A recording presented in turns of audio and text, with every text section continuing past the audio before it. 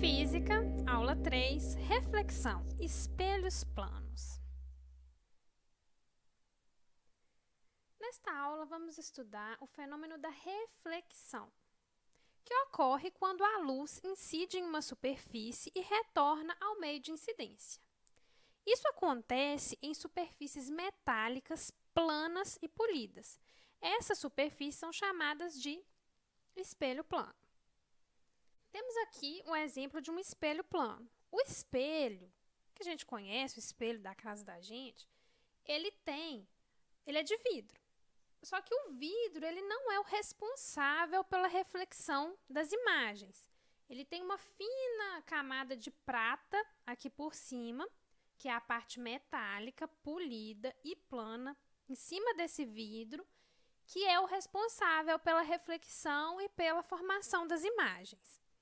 Neste exemplo aqui, a gente tem aqui o espelho plano e essas barrinhas, essas travinhas, essa áreazinha achurada, ela demarca o local opaco do espelho. Então, a parte refletora é a parte de cima, a parte que não tem esses frisozinhos. Temos aqui um raio incidente e quando ele incide, nós podemos traçar uma reta normal que é perpendicular, ou seja, tem um ângulo de 90 graus com esse espelho plano, e o raio refletido.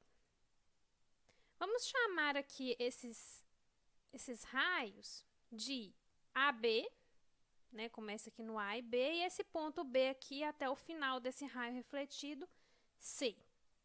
E essa reta normal que nós traçamos, vamos chamar ela de reta N. A partir dessa imagem, a partir da observação de alguns fenômenos, a gente pode traçar as leis da reflexão.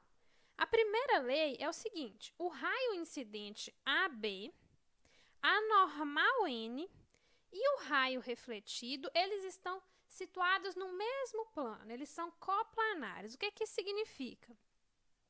O raio, ele incide em um meio e volta para esse mesmo meio. Esse aqui é um espelho, aqui é o ar, o ambiente, a atmosfera. O raio está incidindo aqui e está refletindo nesse mesmo meio que é o ar. Quando a gente troca de meio, aí o fenômeno é outro fenômeno, que é o fenômeno da refração. Mas agora nos atentemos apenas à reflexão. Então, essa é a primeira lei da reflexão. Eles sempre vão estar no mesmo plano. Os raios incidentes, os raios refletidos e essa reta normal que a gente traça com um ângulo de 90 graus, que demarca, né, o ponto exato onde o raio incidente para e onde começa o raio refletido. Além disso, essa reta N aqui, observe que tem um ângulo aqui, um ângulo I, e do outro lado eu tenho outro ângulo R. Esses dois ângulos aqui, eles são iguais.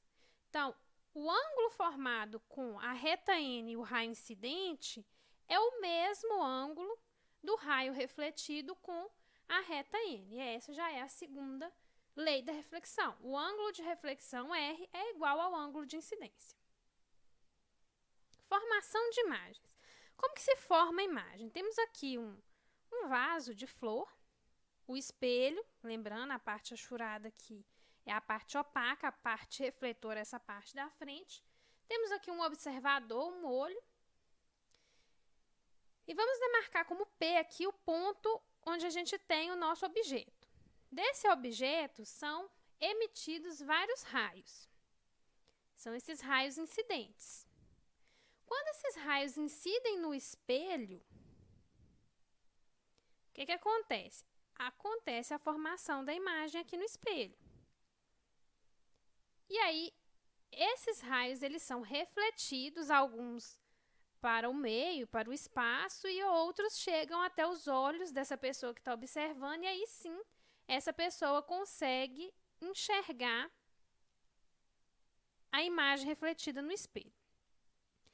Então, chamamos de P aqui o ponto da minha imagem real e de P' o ponto da imagem refletida, da imagem virtual.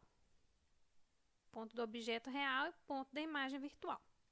A gente deve lembrar também que nessa formação de imagens, elas são simétricas.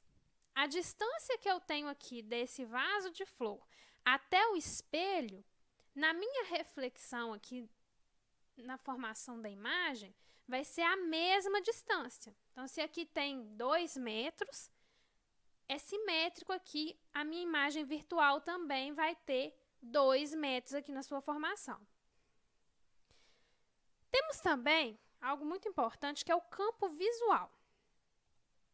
Aqui a gente tem uma pessoa, temos aqui um cachorro, uma árvore e uma pomba. Como que você vai saber se essa pessoa aqui vai enxergar algum desses elementos aqui refletidos no espelho? Como que você pode descobrir isso? A partir da análise do campo visual. Né? Será que ela vai enxergar o cachorro que está logo de frente aqui para o espelho? E a pomba e a árvore que está mais para baixo que ela não vai enxergar porque está fora do quadrado aqui do espelho? Como que será que é calculado isso? Primeira coisa que você tem que fazer é medir a distância da pessoa até a distância do espelho. E essa mesma distância você vai projetar ela nessa sua imagem virtual.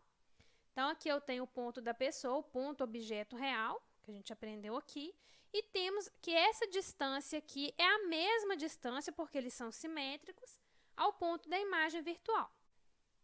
Para você saber, então, qual que é o campo de visão dessa pessoa aqui, você vai traçar raios que saem dessa imagem virtual, respeitando os limites do espelho.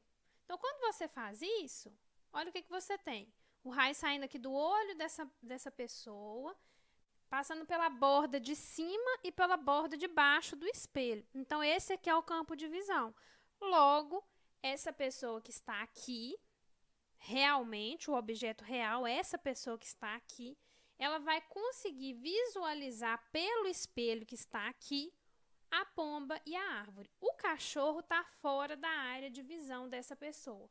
Então, ela não vai conseguir enxergar ela pelo espelho. Se você gostou do vídeo, dá um joinha e se inscreva no canal.